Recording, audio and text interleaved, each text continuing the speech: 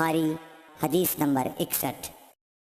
حضرت صلی اللہ علیہ وسلم نے فرمایا، درختوں میں ایک درخت ایسا ہے کہ اس کے پتے نہیں جھڑتے، اور مسلمان کی مثال اسی درخت کی سی ہے، بتاؤ وہ کون سا درخت ہے؟ یہ سن کر لوگوں کا خیال جنگل کی طرف دوڑا۔ عبداللہ رضی اللہ تعالیٰ عنہ نے کہا، میرے دل میں آیا کہ وہ کھجور کا درخت ہے، مگر میں اپنی کم سنی کی شرم سے نہ بولا۔ آخر صحابہ نے حضرت صلی اللہ علیہ وسلم سے پوچھا کہ وہ کون سا درخت ہے؟ آپ نے فرمایا، وہ کھجور کا درخت ہے۔ صحیح بخاری حدیث نمبر 62۔ حضرت صلی اللہ علیہ وسلم نے فرمایا، درختوں میں سے ایک درخت ایسا ہے کہ اس کے پتے نہیں جھڑتے، اور مسلمان کی بھی یہی مثال ہے، بتلاؤ وہ کون سا درخت ہے؟ یہ سن کر لوگوں کے خیالات جنگل کے درختوں میں چلے گئے۔ عبداللہ نے کہا کہ میرے دل میں آیا کہ بتلا دوں کہ وہ کھجور کا درخت ہے، لیکن وہاں بہت بزرگ موجود تھے، اس لیے مجھ کو شرم آئی۔ آخر صحابہ نے عرض کیا، یا رسول اللہ، آپ ہی بیان فرما دیجئے۔ آپ صلی اللہ علیہ وسلم نے بتلایا کہ وہ کھجور کا درخت ہے۔ صحیح بخاری حدیث نمبر 63۔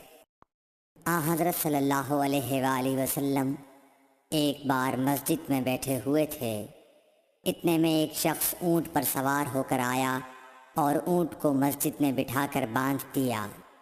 پھر پوچھنے لگا، بھائیو تم لوگوں میں محمد کون سے ہیں؟ حضرت صلی اللہ علیہ وسلم اس وقت لوگوں میں تکیہ لگائے بیٹھے ہوئے تھے۔ ہم نے کہا، حضرت محمد صلی اللہ علیہ وسلم یہ سفید رنگ والے بزرگ ہیں جو تکیہ لگائے ہوئے تشریف فرما ہیں۔ تب وہ آپ سے مخاطب ہوا کہ اے عبد المطلب کے فرزند۔ آپ صلی اللہ علیہ وسلم نے فرمایا، کہو، میں آپ کی بات سن رہا ہوں۔ وہ بولا، میں آپ سے کچھ دینی باتیں دریافت کرنا چاہتا ہوں، اور ذرا سختی سے بھی پوچھوں گا، تو آپ اپنے دل میں برا نہ مانیے گا۔ آپ صلی اللہ علیہ وسلم نے فرمایا، نہیں، جو تمہارا دل چاہے پوچھو۔ تب اس نے کہا کہ میں آپ کے رب اور اگلے لوگوں کے رب تبارک و تعالیٰ کی قسم دے کر پوچھتا ہوں، کیا آپ کو اللہ نے دنیا کے سب لوگوں کی طرف رسول بنا کر بھیجا ہے؟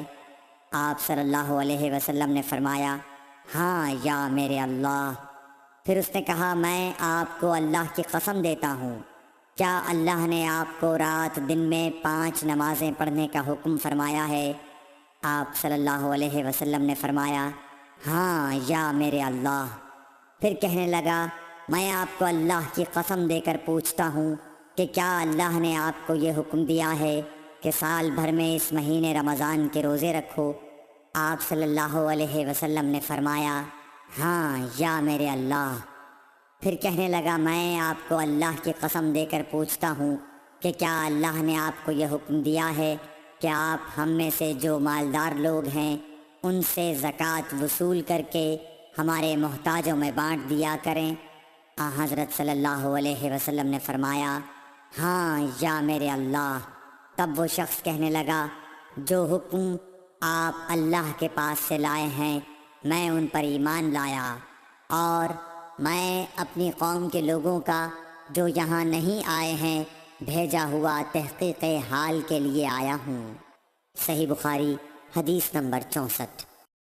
رسول اللہ صلی اللہ علیہ وسلم نے ایک شخص کو اپنا ایک خط دے کر بھیجا اور اسے یہ حکم دیا کہ اسے حاکم بحرین کے پاس لے جائے۔ بحرین کے حاکم نے وہ خط کسریٰ شاہ ایران کے پاس بھیج دیا۔ جس وقت اس نے وہ خط پڑھا تو چاک کر ڈالا۔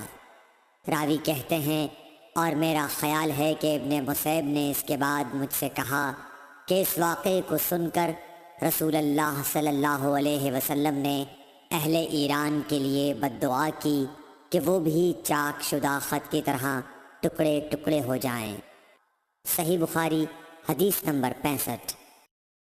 رسول اللہ صلی اللہ علیہ وسلم نے کسی بادشاہ کے نام دعوت اسلام دینے کے لیے ایک خط لکھا یا لکھنے کا ارادہ کیا تو آپ صلی اللہ علیہ وسلم سے کہا گیا کہ وہ بغیر مہر کے خط نہیں پڑھتے، یعنی بے مہر کے خط کو مستند نہیں سمجھتے۔ تب آپ صلی اللہ علیہ وسلم نے چاندی کی انگوٹھی بنوائی جس میں محمد الرسول اللہ کندہ تھا۔ صحیح بخاری حدیث نمبر 66۔ ایک مرتبہ رسول اللہ صلی اللہ علیہ وسلم مسجد میں تشریف فرما تھے اور لوگ آپ صلی اللہ علیہ وسلم کے ارد گرد بیٹھے ہوئے تھے کہ 3 آدمی وہاں آئے۔ ان میں سے 2 رسول اللہ صلی اللہ علیہ وسلم کے سامنے پہنچ گئے اور ایک واپس چلا گیا۔ پھر وہ دونوں رسول اللہ صلی اللہ علیہ وسلم کے سامنے کھڑے ہو گئے۔ اس کے بعد ان میں سے ایک نے جب مجلس میں ایک جگہ کچھ گنجائش دیکھی تو وہاں بیٹھ گیا، اور دوسرا اہل مجلس کے پیچھے بیٹھ گیا، اور تیسرا جو تھا وہ لوٹ گیا۔ تو جب رسول اللہ صلی اللہ علیہ وسلم اپنی گفتگو سے فارغ ہوئے تو صحابہ رضی اللہ عنہم سے فرمایا، کیا تمہیں 3 آدمیوں کے بارے میں نہ بتاؤں؟ تو سنو۔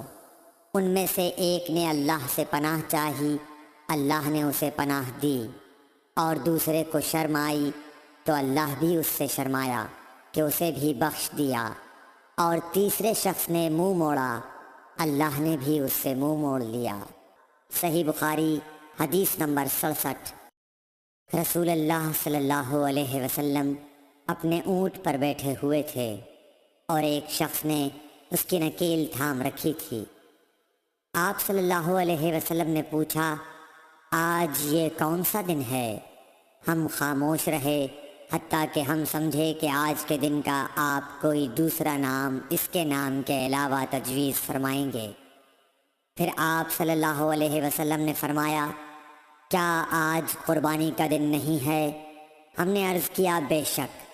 اس کے بعد آپ صلی اللہ علیہ وسلم نے فرمایا، یہ کون سا مہینہ ہے؟ ہم اس پر بھی خاموش رہے اور یہی سمجھے کہ اس مہینے کا بھی آپ اس کے نام کے علاوہ کوئی دوسرا نام تجویز فرمائیں گے۔ پھر آپ صلی اللہ علیہ وسلم نے فرمایا، کیا یہ ذو الحجہ کا مہینہ نہیں ہے؟ ہم نے عرض کیا، بے شک۔ آپ صلی اللہ علیہ وسلم نے فرمایا، تو یقیناً تمہاری جانیں اور تمہارے مال اور تمہاری آبرو تمہارے درمیان اسی طرح حرام ہیں جس طرح آج کے دن کی حرمت تمہارے اس مہینے اور اس شہر میں ہے۔ پس جو شخص حاضر ہے اسے چاہیے کہ غائب کو یہ بات پہنچا دے، کیونکہ ایسا ممکن ہے کہ جو شخص یہاں موجود ہے وہ ایسے شخص کو یہ خبر پہنچائے جو اس سے زیادہ یاد رکھنے والا ہو۔ صحیح بخاری حدیث نمبر 68۔ رسول اللہ صلی اللہ علیہ وسلم نے ہمیں نصیحت فرمانے کے لیے کچھ دن مقرر کر دیے تھے، اس ڈر سے کہ کہیں ہم کبھی دخاطر نہ ہو جائیں۔ صحیح بخاری حدیث نمبر 69۔ آپ صلی اللہ علیہ وآلہ وسلم نے فرمایا، آسانی کرو اور سختی نہ کرو، اور خوش کرو اور نفرت نہ دلاؤ۔ صحیح بخاری حدیث نمبر 70۔ عبداللہ ابن مسعود ہر جمعرات کے دن لوگوں کو واعظ سنایا کرتے تھے۔ ایک آدمی نے ان سے کہا، اے ابو عبد الرحمن، میں چاہتا ہوں کہ تم ہمیں ہر روز واعظ سنایا کرو۔